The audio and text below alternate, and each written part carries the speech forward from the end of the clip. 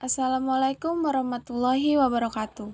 Sebelumnya, terima kasih kepada Bapak Dr. Otip Satibi Hidayat MPD selaku dosen mata kuliah Konsep Dasar PPKN SD yang telah memberikan kesempatan kepada saya untuk memaparkan infografis mengenai rangkuman materi perkuliahan Konsep Dasar PPKN SD dan hasil analisis kurikulum. Perkenalkan, nama saya Putri Haryanti dengan NIM 1107620173.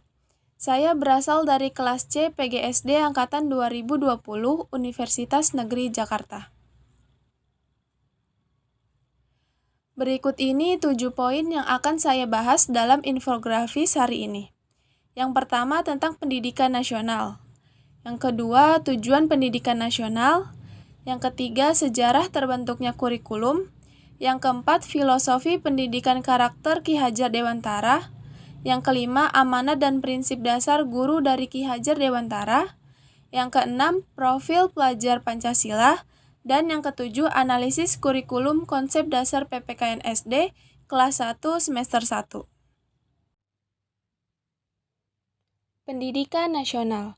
Menurut Undang-Undang Nomor 20 Tahun 2003 Pasal 1 Ayat 2, menyebutkan mengenai arti dari pendidikan nasional, yang berbunyi, pendidikan nasional adalah pendidikan yang berlandaskan Pancasila dan Undang-Undang Dasar Negara Republik Indonesia, tahun 1945, yang berakar pada nilai-nilai agama, kebudayaan nasional Indonesia, dan tanggap terhadap tuntutan perubahan zaman.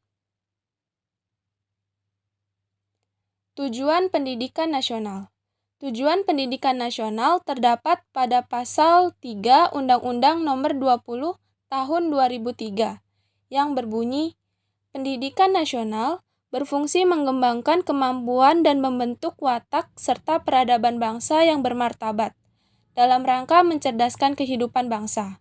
Bertujuan untuk berkembangnya potensi peserta didik agar menjadi manusia yang beriman dan bertakwa kepada Tuhan Yang Maha Esa, berakhlak mulia, sehat, berilmu, cakap, kreatif, mandiri, dan menjadi warga negara yang demokratis serta bertanggung jawab. Sejarah terbentuknya kurikulum. Pertama, kurikulum 1947 atau Rencana Pelajaran 1947. Kurikulum 1947 adalah kurikulum pertama sejak Indonesia merdeka. Perubahan arah pendidikan lebih bersifat politis, dari orientasi pendidikan Belanda ke kepentingan nasional. Saat itu mulai ditetapkan Pancasila sebagai asas pendidikan. Yang kedua, kurikulum 1964 atau Rencana Pendidikan 1964. Kurikulum 1964 hadir untuk menyempurnakan kurikulum sebelumnya, yaitu Rencana Pelajaran 1947. Pembelajaran dipusatkan kepada pancawardhana, yaitu pengembangan moral, kecerdasan, emosional atau artistik, keterampilan, dan jasmani. Yang ketiga, kurikulum 1968. Kurikulum ini bertujuan membentuk manusia Pancasila sejati, kuat, dan sehat jasmani, mempertinggi kecerdasan dan keterampilan jasmani, moral, budi pekerti, dan keyakinan beragama. Yang keempat, kurikulum 1984. Kurikulum ini juga sering disebut dengan kurikulum 1975 disempurnakan.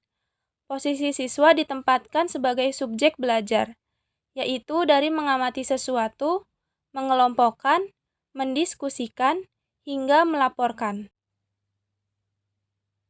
Filosofi pendidikan karakter Ki Hajar Dewantara. Yang pertama, olah hati atau etika. Individu yang memiliki kerohanian mendalam, beriman, dan bertakwa. Yang kedua, olah pikir atau literasi.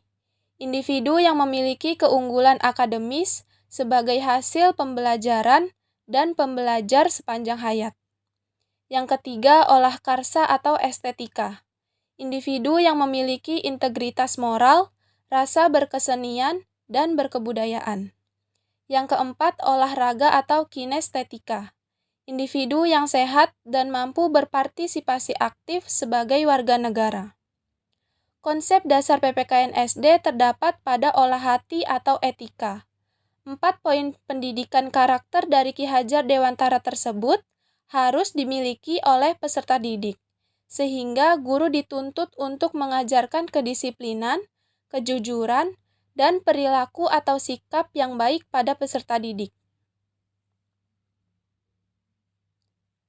Amanat dan prinsip dasar guru dari Ki Hajar Dewantara. Ki Hajar Dewantara mengatakan, pendidikan adalah daya upaya untuk memajukan bertumbuhkan budi pekerti, pikiran, dan tumbuh anak dalam rangka kesempurnaan hidup dan kecerdasan dengan dunianya. Berikut amanat dan prinsip dasar guru dari Ki Hajar Dewantara. Yang pertama, Ingarso Sung Tulodo. Ketika guru berada di depan, guru harus memberi contoh atau panutan bagi peserta didik. Yang kedua, Ingmadio Mangunkarso. Ketika guru berada di tengah-tengah, guru harus memberi semangat atau motivasi untuk peserta didik. Yang ketiga, Tutwuri Handayani. Ketika guru berada di belakang, guru harus memberikan dorongan dan mendukung peserta didik untuk berani terampil. Yang keempat, Dohparan Kirim Dungo. Sebagai seorang guru harus mendoakan siswanya. Yang kelima, Tankaton Hamu Muji. Jika seorang guru meninggal, usahakan meninggal dalam keadaan terpuji. Yang keenam, Waspodo Purbo Waseso. Sebagai seorang guru harus waspada ketika menggunakan wewenang. Ki Hajar Dewantara mengingatkan bahwa segala ajaran dan cita-cita yang kita anut diperlukan pengertian, kesadaran, dan kesungguhan dalam pelaksanaannya. Profil pelajar Pancasila. Pelajar Pancasila adalah perwujudan pelajar Indonesia sebagai pelajar sepanjang hayat, yang memiliki kompetensi global dan berperilaku sesuai dengan nilai-nilai Pancasila. Dengan 6 ciri utama yaitu 1. Beriman bertakwa kepada Tuhan Yang Maha Esa dan berakhlak mulia. 2. Berkebinekaan global. 3. Bergotong royong. 4. Mandiri. 5. Bernalar kritis. Dan 6. Kreatif. Analisis kurikulum konsep dasar PPKN SD kelas 1 semester 1. Di dalam buku kelas 1 semester 1 terdapat 4 tema, yaitu tema pertama diriku, tema 2 kegemaranku, tema 3 kegiatanku, tema 4 keluargaku. Berdasarkan hasil analisis kurikulum muatan PPKN SD kelas 1 semester 1, kami simpulkan bahwa pada domain spiritual, pengetahuan, dan keterampilan telah sesuai dengan KI-KD Permendikbud dengan KI-KD Buku Guru. Namun ditemukan pula perbedaan kata, yaitu pada kompetensi inti atau KI domain pengetahuan. Dalam KI Permendikbud.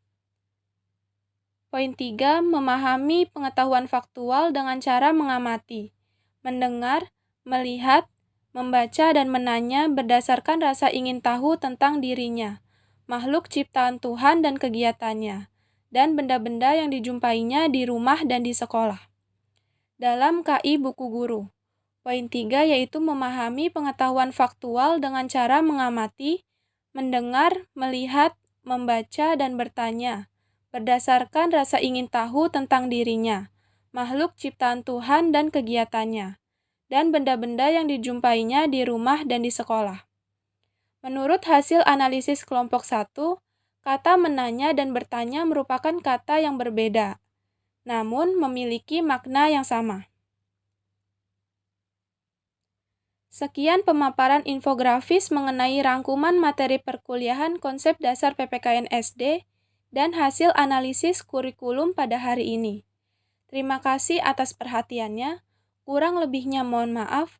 Wassalamualaikum warahmatullahi wabarakatuh.